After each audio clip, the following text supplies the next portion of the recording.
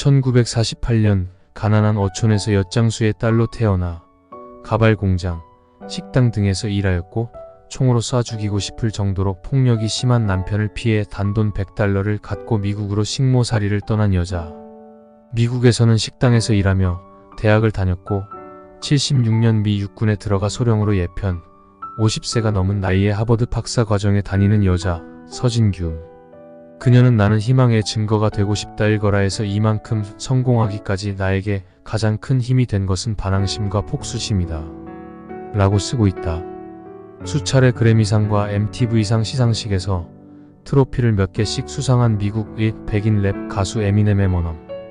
그 역시 쓰레기 더미나 다름없는 환경에서 살았다.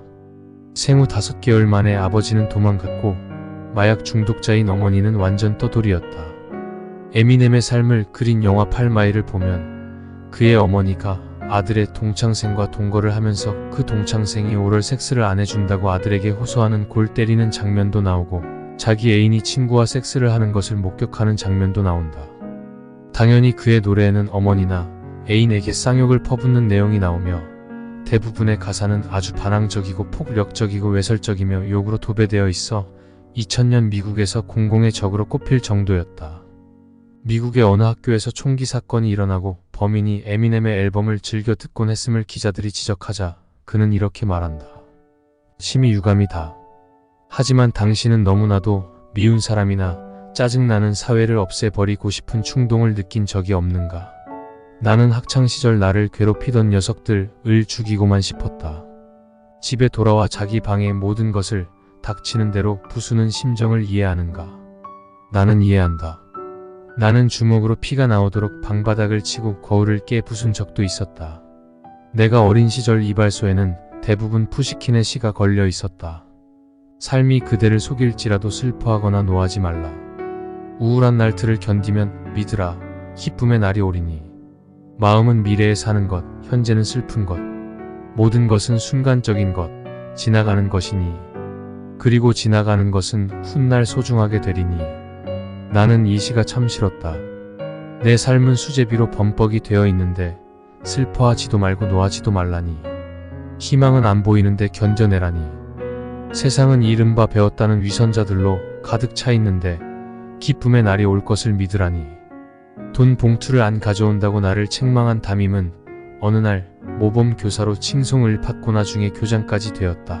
나는 자원 입대하였는데 멀쩡한 부잣집 친구들은 징집 면제되고 그런데 지나가는 시간이 훗날 소중하게 된다니 그것을 나보고 믿으란 말인가. 나는 세상에 대한 나의 분노를 폭파시키고 싶었다. 그래서 영화 쉰들러 리스트의 주인공처럼 세상이 뒤집힐 전쟁을 기다렸던 적도 있다. 그러나 그렇게나 세상을 욕하고 가래침을 줄곧 뱉었지만 정작 나 자신도 크게 다를 바 없었다. 언제나 눈이 시뻘겋게 일확천금만을 노리며 한탕할 기회만 노렸고 아무 하는 일도 없이 꿈틀거리기만 했다. 카프카의 변신에 나오는 벌레처럼 나는 먹고 싸고 먹고 싸는 그런 존재였던 것이다. 어제가 오늘이고 오늘이 내일이었으며 내일은 다시 어제였다. 조그마한 차이도 없었다. 나는 내가 혐오스러웠다. 내가 분노하여야 할 대상은 세상이 아니었다. 나 자신이었다.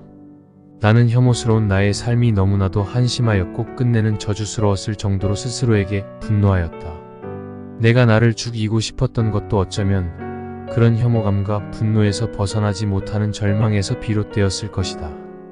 나는 나를 죽이고 싶을 정도로 내 삶의 주인이 되고 싶었다. 나는 5월의 찬란한 햇살 밑에서 향긋한 꽃내음을 그대로 들이마시며 어깨를 펴고 살고 싶었다. 당신은 어떠한가? 내가 수집하는 것 중에 모형 자전거가 있다. 이미 50개 정도는 되는 것 같다. 인생은 자전거와 같다. 뒷바퀴를 돌리는 것은 당신의 발이지만 앞바퀴를 돌려 방향을 잡는 것은 당신의 손이며 눈이고 의지이며 정신이다. 당신의 발이 생활이라는 이름으로 당신을 움직여는 주지만 정작 당신의 손은 호주머니 속에 깊이 박혀 있는지도 모른다. 정작 당신의 눈은 당신 앞에 놓인 길을 바라보지 않고 옆에서 빠른 속도로 지나가는 오토바이들과 스포츠카만 부러운 마음으로 바라볼지도 모른다. 때문에 비록 열심히 페달을 밟고는 있지만 당신이 탄 자전거는 제자리를 맴돌 뿐이다. 만일 당신이 말초신경이나 자극하는 것들에 현혹되어 채팅, 게임, 공짜 사이트, 복권, 유명 브랜드 상품, TV, 술, 도박, 경마 등 일확천금과 한탕주의의 망상에만 몽롱하게 사로잡혀 있다면 당신이 바로 그렇게 제자리를 맴도는 사람이다. 그렇게 삶에 질질 끌려다니며 제자리를 맴도는 사람들이여. 이제는 그 삶을 정면에서 바라보아라. 비겁하게 외면하지 말라. 그 삶이 자랑스러운가? 이제는 그 삶에 대해 분노할 때가 되지 않았는가? 파충류와 포유류의 차이 중 하나는 파충류는 본질적으로 화를 내거나 기쁨을 내는 능력이 없다는 것이다. 뇌에서 그런 역할을 하는 변연계가 퇴화되었기 때문이다. 악어쇼에서 악어를 때려도 악어가 화를 내지 않는 이유가 거기에 있다. 당신의 삶이 분노할 대상임에도 분노하지 않는다면 이미 당신의 뇌는 썩어버린 것이다. 차라리 강물에 빠져 죽어버려라. 하지만 이제라도 삶이 당신을 속인다고 생각되면 그 삶을 던져버려라. 내동댕이 쳐라. 삶은 한 번뿐이다. 삶에 비굴하게 질질 끌려가지 마라. 명심해라. 당신이 분노하여야 할 대상은 이 세상이 아니다. 당신의 현재 삶에 먼저 슬퍼하고 분노하면서 라고 말하라. Say no. 그리고 당신의 삶을 스스로 끌고 나가라. 당신이 주인이다. 돈독이 올라야 부자가 되는 줄 아는가? 투자 기법을 몰라서 부자가 못 되는 줄 아는가? 절대 아니다. 일확천금의 기회가 있다고 생각하는가? 꿈 깨라. 쇠고랑을 찰 기회만 있을 뿐이다. 인터넷에서 광고만 보아도 돈을 벌 수 있다고 믿는 자들이여. 메일만 보내면 수억 원을 벌 수 있다고 떠드는 자들이여. 편안하게 빨리 돈 벌고 싶어서 애를 태우는 자들이여.